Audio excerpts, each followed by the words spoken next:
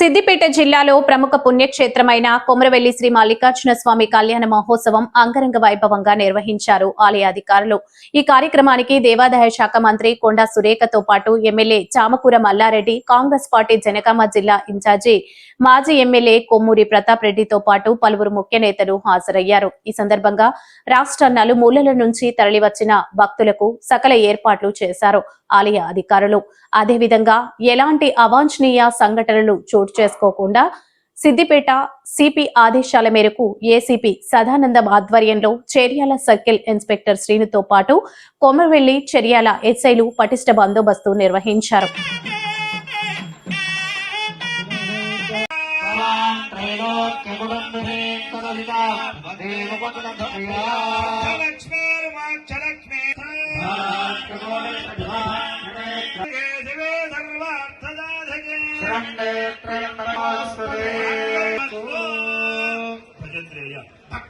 నమస్తభ్యో శంకర ప్రియ భాగస్వాములు తామందరికీ దర్శింపజేస్తారు.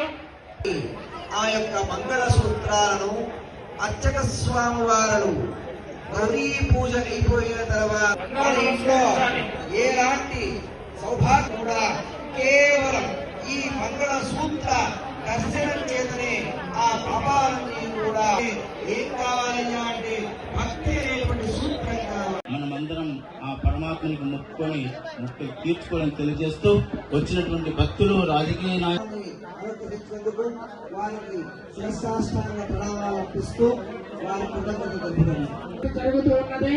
అందరూ భక్తులతో చేతులు జోడించుకొని అంబ మంగళ జగదాంబ మంగళ శంభురాణి సుమనవే.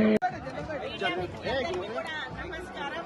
ఈరోజు కొమరవెల్లి మల్లన్న యొక్క కళ్యాణ కార్యక్రమంలో భాగంగా పెద్ద ఎత్తున మరి ఇక్కడికి భక్తులు విచ్చేయడమే కాకుండా అధికారులు, ప్రజాప్రతినిధులు కూడా పెద్ద ఎత్తున రావడం జరిగింది. మరి ఎన్నికల కోడ్ ఉన్నా కూడా ఎలక్షన్ కమిషన్ వారు పట్టు వస్త్రాలు సమర్పించడానికి మాకు పర్మిషన్ ఇవ్వడం జరిగింది.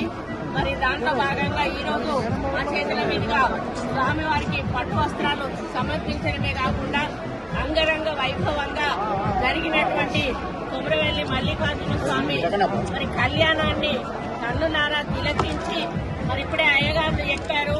మరి శివరూపంలో ఉన్నటువంటి మల్లన్న రూపంలో ఉన్నటువంటి శివుణ్ణి మరి ఈరోజు దర్శించుకొని మనం ఏమైనా తెలిసి తెలియక చేసిన పాపాలు ఏమైనా ఉంటే కూడా అవన్నీ తొలగిపోతాయి, మనకు మంచి భవిష్యత్తు ఉంటుంది అని చెప్పి వారు చెప్పడం జరిగింది.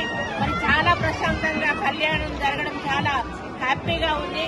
ముఖ్యంగా అమ్మవార్లకు మేము మాట ఇచ్చినట్టుగా 2 కిలోలతోటి ఆల్రెడీ కిరీటాలకు ఆర్డర్ చేశాము.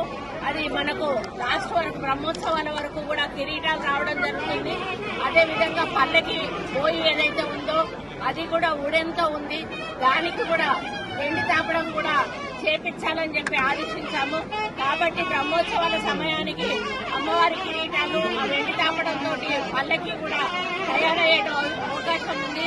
మరి రాబోయే రోజుల్లో దీనిని కూడా ఒక మాస్టర్ ప్లాన్ ప్రిపేర్ చేసి పెద్ద ఎత్తున మరి ఏదైతే మేము 6A టెంపుల్స్ అన్ని కూడా మరి వాటికి ఒక ఆలోచనతోటి ముందుకెళ్తా ఉన్నాము.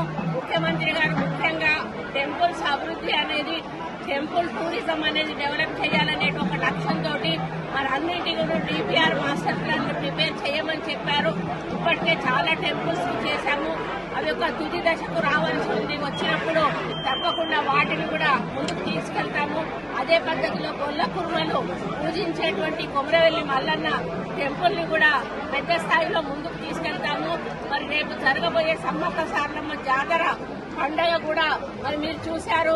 కని విని ఎరగని రీతిలో చరిత్రలో నిలిచిపోయే విధంగా మన ముఖ్యమంత్రి గారు ఈ రోజు అక్కడ నిధులు శాంక్షన్ చేసి మరి గిరిజన ఆరాధ్య దైవమైనటువంటి సమ్మక్క సారలమ్మకు ఈ రోజు కోట్ల రూపాయలు ఖర్చు పెట్టి మరి ఒక పర్మనెంట్ స్ట్రక్చర్ 100 సంవత్సరాలు నిలబడేటువంటి ఒక స్ట్రక్చర్ ని ఈ రోజు మేము అక్కడ కట్టిస్తా ఉన్నాము.